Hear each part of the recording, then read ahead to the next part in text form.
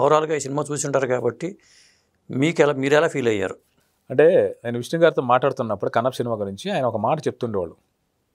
Kannappa cinema climax నా కళ్ళ ముందే ఉంది, నేను ఎలా చేయాలో నాకు తెలుసు ప్రసాద్ గారు, దానికి ముందు కన్నప్ప ఎలా బిహేవ్ చేస్తారో ఆలోచిస్తున్నా అని.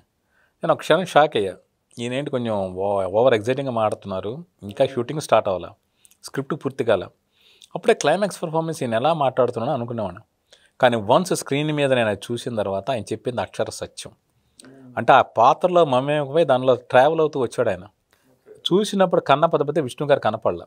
ఇది అతిశయోక్తి కాదు, రేపు సినిమా చూసిన ఎవరైనా కూడా ఆ సన్నివేశం వచ్చేటప్పటికీ ఆయన ఇన్వాల్వ్ అయిపోయిన దొరికి కళ్ళమ్మ నీళ్ళు వచ్చి తీరతాయి. అది నేను 7 నిమిషాలు ఈ సినిమా చూసాను. చూసిన ప్రతిసారి నా కళ్ళమ్మ నీళ్ళు వస్తూనే ఉన్నాయి.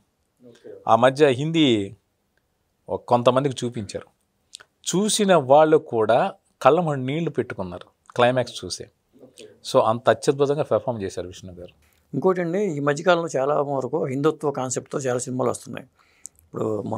ఇప్పుడు చావ వరకు కూడా, కాశ్మీరీ ఫైల్స్ దగ్గర నుంచి చావ వరకు కూడా రకరకాల కార్తికేయ నుంచి ఇట్లాంటివన్నీ వస్తున్నాయి. అంటే ఇది ఏమైనా వర్కౌట్ అవుతుందని ఉద్దేశంతో ఇలాంటి చేస్తున్నారా, లేకపోతే అసలు ఏంటి? కాదు ఇప్పుడు కన్నప్ప ఇప్పుడు మనం పాన్ ఇండియా సినిమా ట్రెండ్ కూడా రాకముందు నుంచి కన్నప్ప కథ చేయాలని విష్ణు గారు అనుకున్నారు.